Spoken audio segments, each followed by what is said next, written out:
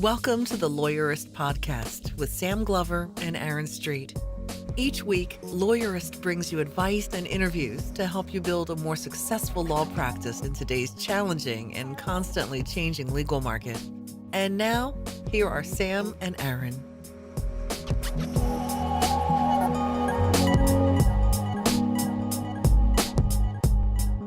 Hi, I'm Sam Glover. And I'm Aaron Street, and this is episode 166 of the Lawyerist Podcast, part of the Legal Talk Network. Today we're having a wide-ranging conversation with best-selling author Ryan Holiday about billionaires, nine-figure lawsuits, conspiracies, ancient philosophy, and growth hacking, obviously.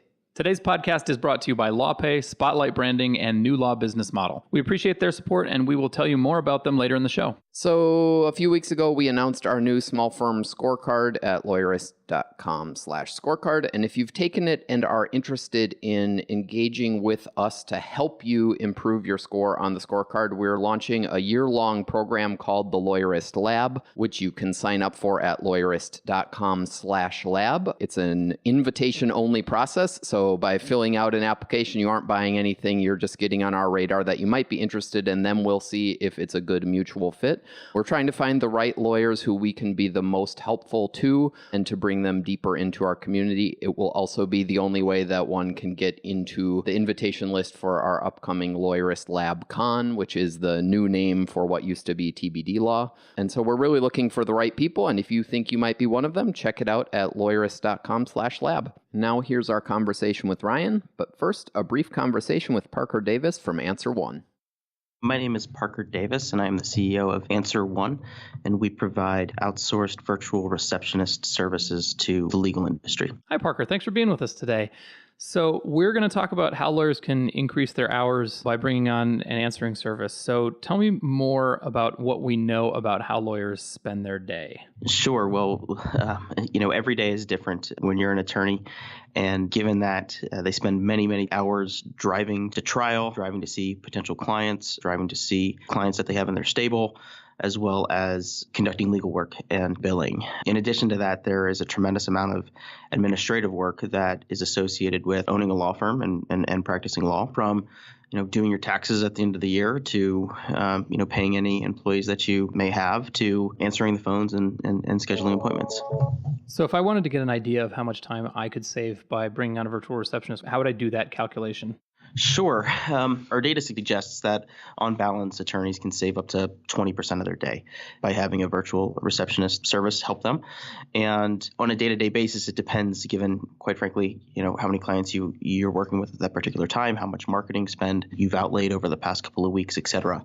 But if you work a 10-hour day, which, most of our attorneys do, given what we know, our data suggests is that you can grab 2 hours back. Okay. What are some of the advantages to doing it? And what are some of the other reasons why you might bring somebody on? Sure. There are many reasons, but we would like to focus on the following. We think this service in Answer One, quite frankly, helps you grow your business.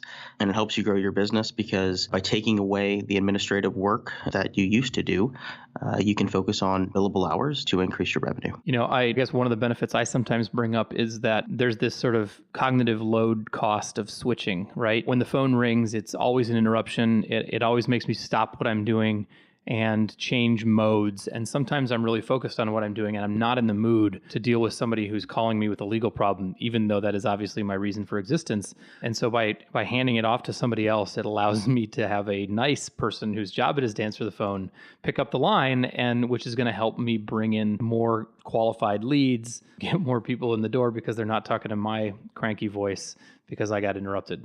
That's exactly right. And, I think everybody would acknowledge that, the time that you're actually on the phone, is time that you get back. But there's also a soft cost associated with being interrupted and answering that phone call. And so when you're deep in the middle of your work, an interruption can not only have that hard time associated with it, but it can probably also have 5 to 10 minutes of soft time that's wrapped around that call as well. So listeners, if you'd like to know more about how to increase billable hours, you can get a white paper from Answer One at answer1.com/lawyerist.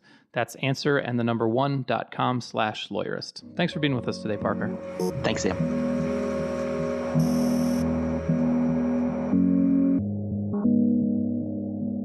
Hi, my name's Ryan Holiday. I guess I primarily identify as an author. I've written 8 books about everything from leadership to ancient philosophy to media manipulation. And when I'm not writing books, I have a decent business as a strategic advisor to public figures, authors, companies like Google and Complex and Taser and things like that. So that keeps me pretty busy. Cool. Thanks for being with us today, Ryan. And just for listeners' benefit, Aaron is unusually with us today, too. And so we're going to conduct this as a 3-way podcast. Ryan, I love that you primarily identify yourself as an author. What other things have you identified yourself as in the past? Well, I started my career as a marketer, which, is a slightly easier thing to introduce yourself with at parties because people go, oh, cool. And then they don't ask you any follow-up questions. Whereas when you identify as an author, then you have to describe your books and then people go, oh, I haven't heard of them. And it's a whole thing. That's super awkward, right? Yeah. And so in your elevator pitch, you don't also identify as a rancher? No, so I have a small farm here in Texas. And again, that usually spurs more questions than it answers. I'm very sensitive to the fact that ranching in Texas has a certain connotation for locals that I don't want to be seen as being a poser in. So it's just a hobby. You're like a hipster rancher? Exactly. It's not real. This is a hobby. So we wanted to talk to you about your most recent book. Anybody who goes searching for your bibliography is going to find an eclectic collection, let's say. But your most recent one was sort of a journalistic nonfiction work about the Hulk Hogan Gawker fiasco, right? Yeah, I mean, it's a much bigger story than that in my eyes. I mean, it's a story of a billionaire, sort of a quest for revenge that worms its way through the American legal system and ultimately gets one of the largest media verdicts in American history. On the one hand, to me, the book is a telling of that story. And then I also use it as this opportunity to sort of do this larger meditation on strategy and power. And in some ways, sort of agency. What agency do we have over ourselves, over our own situations? It's this surreal story. I mean, in some ways, it's sort of the Count of Monte Cristo come to life. It's a legal drama. It's a sort of current day statement on our political situations. It's all these things. It's this really surreal book that I was just obsessed with the story and felt like I sort of couldn't not write it. My takeaway from the court case then was there are essentially no good guys in this story. Gawker is kind of indefensible in their actions. Peter Thiel is using his wealth to manipulate the legal system, and Hulk Hogan is almost just a pawn, I suppose. Can you say more about the takeaway that people should get from your book without giving away the whole point of the writing the book? Yeah. I mean, I don't necessarily agree with the characterization that he used his wealth to manipulate the legal system. In many ways, this was the legal system working. I mean, the entire premise of the case was that here you have a celebrity who'd sort of done this weird, insane thing. He'd slept with his best friend's wife. They had an open relationship, and then his best friend had illegally recorded this encounter, and then it ends up running on a gossip website. You would think that you'd have a pretty good case there if you're Hulk Hogan, but as obviously there's many lawyers listening to this. Suing a media outlet is basically like the most foolhardy thing you could possibly do. No one ever wins. Mm-hmm. And so, Thiel makes this joke afterwards. He said the reason that he backed Hulk Hogan was that Hogan, being only a single-digit millionaire, effectively had no access to our legal system. And in some ways, he's right. There's no way that Hulk Hogan would have won this case on his own. So ultimately, he gets in front of a jury. He wins a $140 million verdict. There's no way he could have afforded doing that on his own. The legal bills were north of $10 million in this case. The lawsuit was filed in 2012. It doesn't get in front of a jury until 2016. He loses his job as part of it. His reputation is ruined. It's this knockdown, drag-out fight. Had he not had the backing of a billionaire, it almost certainly would have either been forced to be dropped, or he wouldn't have had such good representation, he would have lost, or the better option would have been he would have had to settle at some point, and then Gawker would have been, has not really learned anything from what happened and sort of gone into what he's doing. So to me, part of this was whether you agree that this should have happened or not.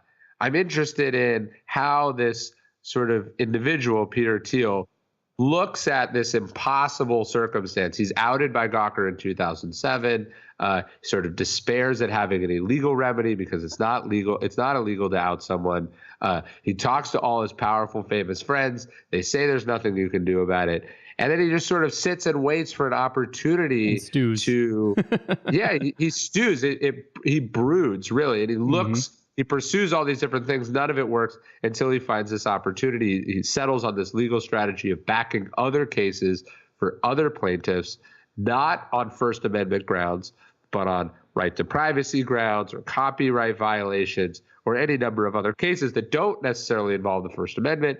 Settles on this strategy, finds the Hulk Hogan case, and then ends up proceeding. So in some ways, to me, this is inspiring, not in its outcome, but in the creativity and the patience and the coordination that went into making it happen.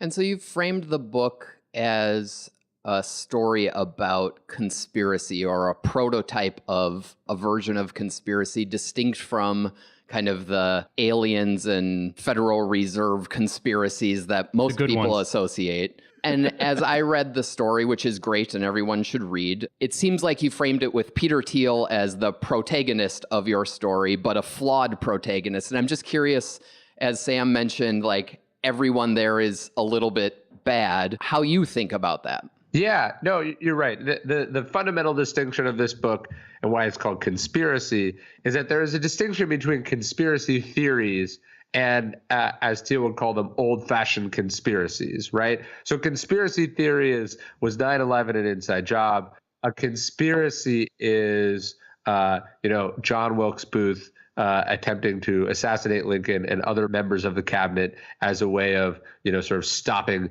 the end of the Union victory of the Civil War. There have been a number of real conspiracies in American history. I would say most of them bad, some of them good. You could argue that a rebellion, which America was, is in some ways a conspiracy. So, maybe going back even to the origins of the country, we have this idea of conspiracy. So most conspiracies are bad, but some of them are good. And really, it's a neutral word. It's just, what do you do with it?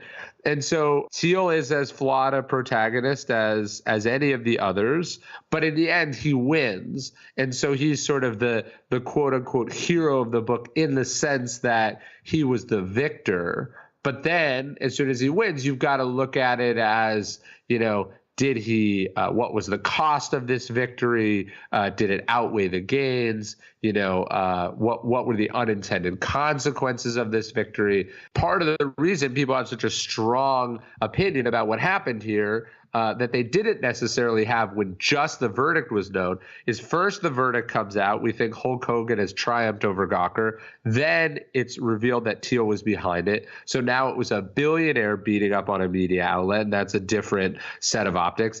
And then a few months later, Thiel backs Donald Trump in the 2016 presidential election. And now it looks like an extremely powerful person exercising their will unfairly on an unpowerful person. But the truth is, in 2007, Gawker's an outlet that does millions and millions of page views per week. By 2012, when they run the story about Hogan, they're doing hundreds of millions, if not billions of page views a year. They have revenues north of probably $40 million a year. This is a 300-person, $300 million company. This is two Goliaths going at it rather than really a David and Goliath story. But this is every media outlet's nightmare. I mean, it really was. In some sense, yes. But the reason that it happened to one media outlet and not any other media outlet is that other media outlets don't run illicitly recorded sex tapes of celebrities. They might write about them, and had Gawker done so, we wouldn't be talking. It's that, if someone says very loudly, this sex tape was recorded without my consent, I intend to sue anyone that publishes it, and then you run it, and then you get cease and desist about it, and then you get sued for it. The Atlantic would have handled the entire case from beginning to finish completely differently, and so would have the New York Times. And that's why it might be their nightmare, but it's a very unlikely nightmare. Although you say we wouldn't be talking about it had they not run the Hogan tape, but the reality is the whole reason we're talking about it is because Peter Thiel was willing to wait and wait and wait until he had the perfect case. So even if it hadn't been the Hogan tape, presumably there would have been some hook that Peter Thiel would have found and we still would be talking about it. Sure, but let's say the New York Times trashes one of my books and I'm so incensed by it that I say I'm gonna get them, right? I would wait. And you happen to be a billionaire. And I happen to be a billionaire. I'd probably die before I got an opportunity like this one. Yeah. Because being a somewhat more circumspect and rational and legally conservative media outlet, the New York Times isn't going to make an unforced error like running this tape or any of the other things that Gawker has done over its history. You know, the interesting thing about the Hogan tape is not just that Hogan that they did something to Hogan that he was willing to sue them, that he had a chance to do this for. But there were a number of other cases that Thiel, this is a conspiracy not because Thiel backs a single lawsuit. Thiel looks for dozens of lawsuits. He approaches dozens of people. Almost no one is willing to go through with it. What's actually unique here is that Hogan was willing to take this gamble and pay very dearly for it up until he gets the verdict. And so again, it's not even just, are you going to make an unforced error, but are circumstances going to align? Your opponent's going to make an unforced error, and are you going to be able to find an ally who's willing to make that fight with you? To a certain extent, is this just sort of a natural consequence of the kind of hype cycle blog world reporting that you've written about on blogs on your in your Trust Me I'm Lying book, where essentially, to sum it up for people, I think the message is so much of the blogosphere, which Gawker really defined, is about being the first to publish something that draws the eyeballs, and it doesn't really matter if it's accurate or not. And so that's a hype cycle you can take advantage of. Sure. It feels like conspiracy is almost your see guys, this what's happened. Yeah, look, the line from one of the founders of TechCrunch was that getting it right is expensive, getting it first is cheap. Yeah, and that was sort of an Arrington quote, right? Yeah, that was the ethos of the blogosphere for a really long time, and it is true, except for when you end up making a cheap but catastrophic mistake that ends up being so expensive that it's like the financial death penalty for you, which is what happened in Gawker's case. Gawker ran literally millions of articles, and it just happened that one of the times when they thought it would be easier and better to run the story before stopping and thinking about it and taking their time, they miscalculated to such a degree that they no longer exist. Is there anything that lawyers can learn from this, or is this book sort of nerd candy for lawyers and media people? No, I do think there's something to learn. I mean, first, it's not as if people had not sued Gawker before. Gawker had received literally thousands of cease and desist letters. They'd been sued at least a dozen or so times. What Thiel did, and what the attorney he hired to sort of operate this conspiracy, Charles Harder, did, who's now the attorney to Donald Trump, was that they sat back and were very creative about how they proceeded. So they did not, Thiel's line as a startup entrepreneur has always been, he said, competition is for losers, right? He said, I want to do the things that no one else is doing. And in this case, deciding not to fight Gawker where they had gone after him, but looking for a sort of out of the box, unusual opportunity is where he was able to win this sort of enormous victory. And I think that's something for lawyers to take here, is that it's not as if other people hadn't tried. They had just not thought about it as creatively as Thiel had. So we need to take a quick break to hear from our sponsors. And when we come back, we're going to hop on a completely different road and talk about modern stoicism and what lawyers can learn from your work on resilience and stoicism. So we'll be back in a minute. Did you know that attorneys who accept online payments get paid 39% faster on average than those using traditional payment methods? With LawPay, the only payment solution offered through the ABA Advantage program, you can accept client payments online, via email, or in person. No equipment needed. Visit lawpay.com/lawyerist to sign up and get your first 3 months free. Trust the only payment solution developed for attorneys and recommended by 47 state bars. LawPay. The legal environment is more competitive than ever, and small law firms are feeling the pinch. With over 1.3 million attorneys in the United States and counting, it can be hard to stand out from the crowd. That's why Spotlight Branding helps lawyers become unforgettable. Spotlight Branding is a different kind of internet marketing company. They don't put their clients on the SEO hamster wheel. They don't ask them to burn thousands of dollars on speculative pay-per-click advertising. Instead, they're focused on the fundamentals of legal marketing that have worked for centuries. They use the internet to build a premium brand for solo and small firm lawyers. They put systems in place to create top-of-mind awareness, allowing their clients to maximize referrals and repeat business. It's the smart way to grow your law firm. Learn more at spotlightbranding.com/lawyerist. If you've ever considered doing estate planning but think it's too dry and boring, or have been afraid it might not earn you what you need because you have to compete against LegalZoom or the dreaded $1,500 estate plans, check out the website estateplanningsrules.com to get a free guide that lays out step-by-step how some lawyers are regularly commanding average fees of $4,000 to $5,000 per estate plan, and you'll discover why regular, everyday people are happy to pay well for estate planning services that you'll love to provide. That's estateplanningsrules.com, brought to you by New Law Business Model, where you get to love being a lawyer again. Okay, we're back. So Ryan, maybe I should let Aaron tee this up because he is, as far as I know, a practicing modern Stoic. Yeah, in large part thanks to you. Oh, that's awesome.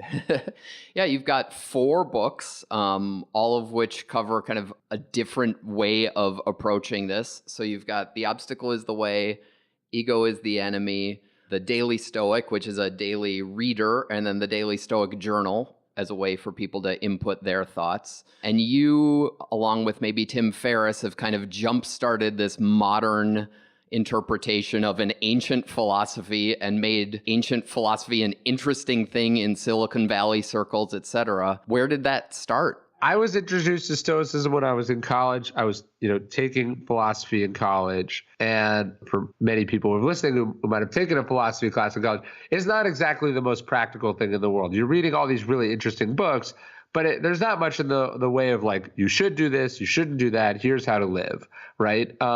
And that's sort of been the effect of academic philosophy for a very long time. So when I picked up Marcus Aurelius, whose book Meditations is this sort of historical anomaly in that it's like the private diary of the most powerful man in the world writing notes to himself about how to be better. So when I read this at 19 or 20, it just sort of hits me like this, ton of bricks. It's just incredible. It's how to deal with your temper, how to be a good person, how to deal with stress, how to think about your own mortality, how to know where to put that desire you feel to be famous and important, like, how to healthily manage that. So it's all these sort of really practical things. And just to put this in context for people, like Marcus Aurelius took Rome to, I think, its greatest geographical extent. He was the most powerful person in the world, writing private notes to himself that we get to read. Yeah. That's insane. It's so cool. Yeah. And look, even as a writer, I know what the effect of writing for an audience does, right? Mm-hmm. There's a performative element there. It's not as authentic and real as if I was writing for myself. And so it's this incredible document. And so it hits me like this ton of bricks. And I'm like, wow, this is what I've been searching for my whole life. And so as I sort of rose through the ranks as like a promising, ambitious young person, it was there for me. When I went through difficulties in my own life, it was there for me. When I went through good times, it was there for me. And so it's just something I've been writing about for a long time. And I wanted to sort of popularize Stoicism, but I also understood that like almost no one is that interested in philosophy. And so The Obstacle is the Way was an attempt to present a lot of the wisdom of Stoicism, but in the context of sort of inspiring stories from history as a way to solve problems, practical problems in the course of one's career, life, business, whatever, and have that be very influenced by Stoicism. And it was just sort of this, surprise hit that ended up making its way through the NFL and college basketball and professional baseball and Silicon Valley and all these sort of the military and all these really great communities. And then the other books followed from there. And so our profession of small firm lawyers is widely known, definitely externally, as being full of narcissists and egomaniacs and competitive type A personalities who like to argue and hold a grudge. And I think largely a lot of that is true. We spend a lot of time on our show and in the work we do trying to encourage lawyers to have a better sense of what their life goals should be and building practices around achieving those things reasonably and building in work-life balance and things. But it's a profession that's plagued with mental health challenges and addiction and abusive behavior and imbalance. And I'm curious what your thoughts are on how you advise other kind of ambitious professionals on how stoicism can help them find more balance in their lives. Well, it is funny. I guess the connection between stoicism and the legal profession goes back, even to ancient Rome. There would have been many Stoic lawyers, but, Cicero was sort of a student and fan of Stoicism. I certainly read and wrote about it a great deal and is, sort of our first and most famous lawyer. But I think ultimately what Stoicism is about, to me, my sort of definition of it has long been like a Stoic believes that they don't control the world around them, but they control how they respond. They control themselves inside that world. And so the Stoic isn't puffed up when things are good. A Stoic isn't knocked down when things are bad. A Stoic is sort of disciplined, orderly, confident without being egotistical, humble without being weak, and is sort of facing the problems that they have running a business or in the courtroom or at home with this sort of equanimity. I mean, if you think about, a lawyer doesn't necessarily pick their clients. They certainly don't pick the judge that they get or their opponents, or they don't even pick the laws. But what they try to do within that is the best possible job given those circumstances. They try not to be knocked down by any of it. They try not to be despondent. They try not to be too aggressive or too vindictive, but they just try to do a really good job within the framework of the situation that they're seeing. And that requires creativity, that requires perseverance, that requires clear-headedness. It certainly requires some objectivity. And so to me, these are very Stoic traits. And, you can pick up any page in Marcus Aurelius or the Daily Stoic, and you're going to see lessons in that regard. And that's what I think so amazing about the philosophy. Am I being overly reductive to compare modern Stoicism to sort of the golf rule of play it where it lies? Like, it doesn't matter how the ball got there. You have to hit it now, and you have to put your head down and focus and get it to the cup. No, that's exactly right. And Epictetus, who's one of the famous Stoics, actually uses the metaphor. They didn't have golf, but he uses a metaphor of a ball player. A ball player is not obsessed with whether you got a good throw or a bad throw. You have to catch the ball, right? And that's the true for a lawyer. You inherit a case that someone else bungled before you. You can't go back in time. You can only go forward. And so a Stoic is sort of very forward based. It's not passive in the sense of like, oh, there's nothing I can do, so I'm just going to lie here. It's saying, look, complaining or whining or blaming others isn't going to do anything. I've got to put this on my shoulders and see what I can do. Well, I think one aspect of Stoicism that I think is really useful for lawyers is this aspect, which is around kind of the internal resiliency and equanimity in whatever situation is presented. I think another valuable aspect of Stoicism, especially for lawyers, is to properly frame your ambitions. And I think lots of professionals, but maybe lawyers in particular, get caught up in external success, caring what other people think, driving a lawyer car, dressing like a lawyer, rather than stepping back and figuring out whether they are building the life they want. Sure. Our mutual friend, Jason Gaynard, has a quote he uses a lot about how he found himself trapped in a job that he was doing work he hated to afford things he didn't want, to impress people he didn't like. And I think that's an attitude that a lot of ambitious people get in when their ambitions are misaligned. I think that's totally right. I mean, there's this one powerful passage in Seneca where he's talking about, he's sort of pitying the old lawyer. They should be retired and enjoying their life. And instead, he says they're pleading cases, on behalf of clients they don't know, they don't care about, because they can't let it go. They want the fame and the money more than anything else. And, the Stoics talk a lot about time management, not in the sense of like, how do you be more efficient and productive, but more like time is the most valuable asset that you have. It's the only non-renewable asset. And so are you going to throw that time after stuff you don't want, that you don't need, that doesn't make you happy? Or are you going to get real introspective and think about, okay, what kind of life do I want? What makes me happy? What was I put on this earth to do?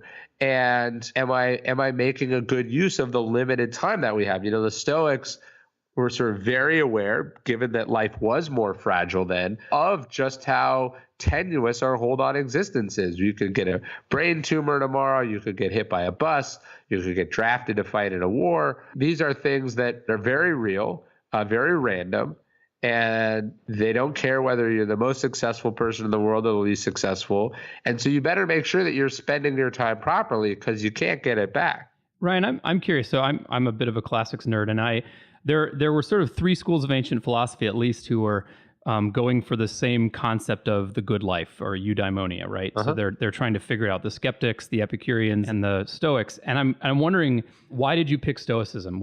Did you just feel an affinity towards it, or did you look at the others and think, no, these just don't adapt well to modern life? Because this is just me nerding out on classics now. This is my tangent. And I probably throw the cynics in there as a major school as well. Yep. I think when you look at which one overlaps best to where we are now, the fact that, on the Stoic end of the spectrum, the most famous Stoic is Marcus Aurelius. He's the emperor. Probably the second most famous Stoic or well-read Stoic is Epictetus, who's this former slave. And in fact, Epictetus greatly influences Marcus Aurelius. To me, it is a philosophy that is best designed for adversity and success. And then in the middle are the hundreds of thousands or millions or however many there were of Stoics that we've never heard of, that just live totally normal, average, happy, productive, sort of disciplined lives. And that's where I think we're all trying to be here in the West, right? I think there's a lot of brilliant insights in Buddhism, but Buddhism to me has always been a philosophy that is not so much of the world, right? It's sort of a withdrawal from the world. Sure, there's, sort of samurais and some things like that. But what I love about Stoicism, what has always struck me as so practical and relatable about it, is like, these were real people who had real jobs. They had families. They had ambitions. And Stoicism was this sort of framework or toolkit that helped them do those things they were trying to do, but also question the excesses of some of those drives, and then sort of keep them sane and happy and well-nourished as they were out doing those very human things. So if somebody wanted to learn more about Stoicism, where should they start? Yeah, one of the reasons we wrote the Daily Stoic was that I picked up Marcus Aurelius first, and it hit me like a ton of bricks. But I hear from some people, they're like, this is just sort of a random collection of thoughts. It's not linear enough for me. And so I totally get that. So what I've thought about is, okay, well, maybe you read Seneca and it's not for you. So the Daily Stoic is this sort of collection, sort of a greatest hits model of the Stoics, and that it's tried to apply it in really concrete lessons. So you can read the book, or we also do an email at dailystoic.com, which is free and is a pretty good place to start too. Ryan, I'm curious. There are a number of aspects to your interest that you have written about. And I'd like you to reflect for a moment on how you think about your very measured Stoic approach to life, and how you go back and reflect on your earlier work when you were working for Tucker Max, who most lawyers probably know about, or when you were working at American Apparel as a marketer and going rogue. I don't know. You had this idea of taking advantage of and manipulating the media to your advantage. Those feel inconsistent to me. Yeah, sure. I mean, look, Seneca was an advisor to Nero. So I feel like pretty much. I'm not sure what you're saying with that, but it didn't start well. Okay. Pretty much anything on that side of it strikes me as, if Seneca managed to redeem himself, I don't feel that worried about how it's going to even out for me in the long run. But there is this sort of tension of Stoicism being a philosophy of the world. You have a real job and real clients and real incentives to do this or that, right? And so just like lawyers are going to, you find yourself representing clients maybe you don't like, or you find yourself really successful in a particular specialty that maybe isn't as great for the world as maybe you dreamed of being in law school or in middle school or something. So there's always this tension between sort of what we do and who we are. And I think part of philosophy is about integrating those things. And so, I was successful early as a marketer. I had a number of controversial clients. Why I ended up writing this book, Trust Me, I'm Lying, is I was very alarmed by it. I saw the road that I was on. I didn't like it. I didn't like, although I felt I could justify or at least rationalize what I had done, I found that it was setting a dangerous precedent, or in fact that the same tactics could be used in less or more harmful ways. And so part of the reason I wrote a book in 2012 that was sort of an expose about how these tactics work and sort of showed the loopholes in our sort of current media system is I was very alarmed by it. And I was worried about where that system was going.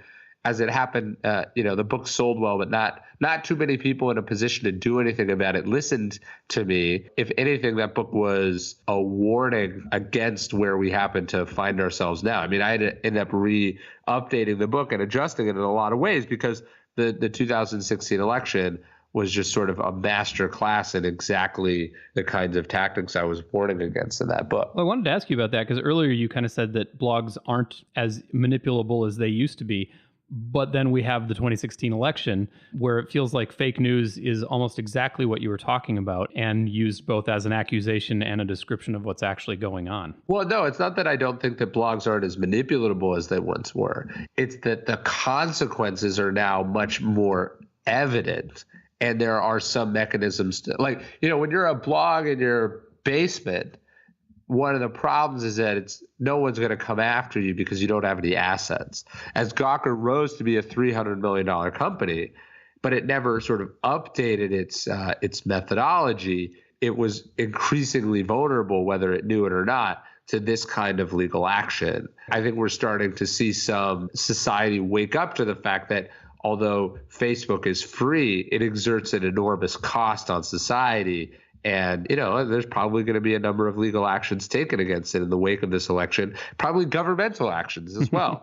And so the book was supposed to be a warning.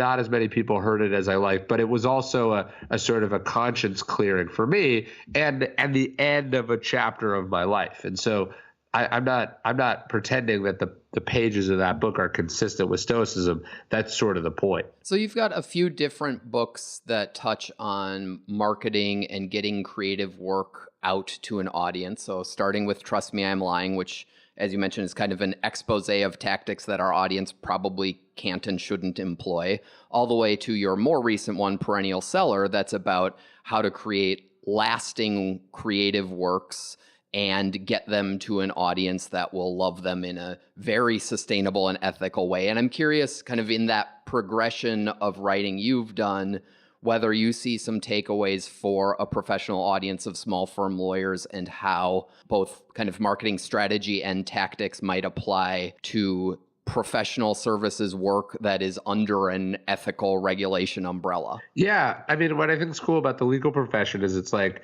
if you do a good job, you manage your practice well, it could be one of those sort of multi-generational family businesses, provided people actually, sort of want to do that. And that's similar with writing. If you write a book that does a really good job for people, the material is timeless, that book can endure and endure.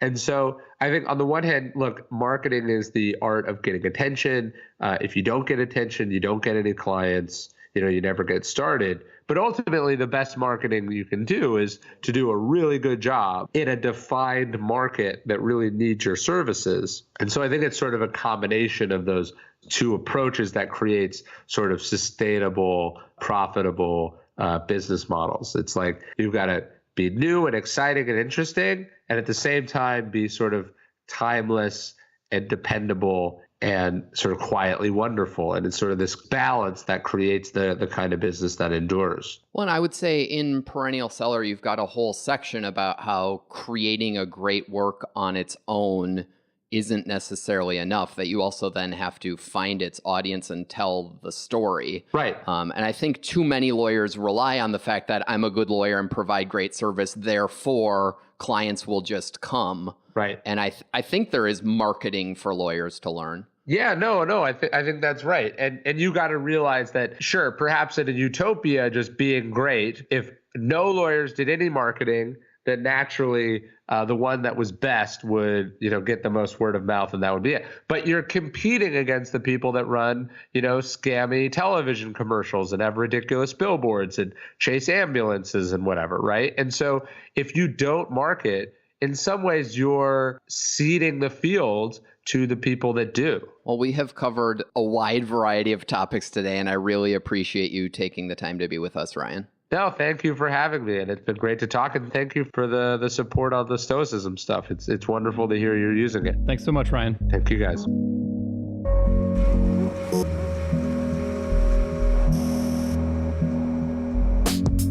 Make sure to catch next week's episode of the Lawyerist Podcast by subscribing to the show in your favorite podcast app. And please leave a rating to help other people find our show. You can find the notes for today's episode on lawyerist.com/podcast. The Lawyerist Podcast is produced with help from Lindsay Calhoun and edited by Paul Fisher. The views expressed by the participants are their own and are not endorsed by Legal Talk Network. Nothing said in this podcast is legal advice for you.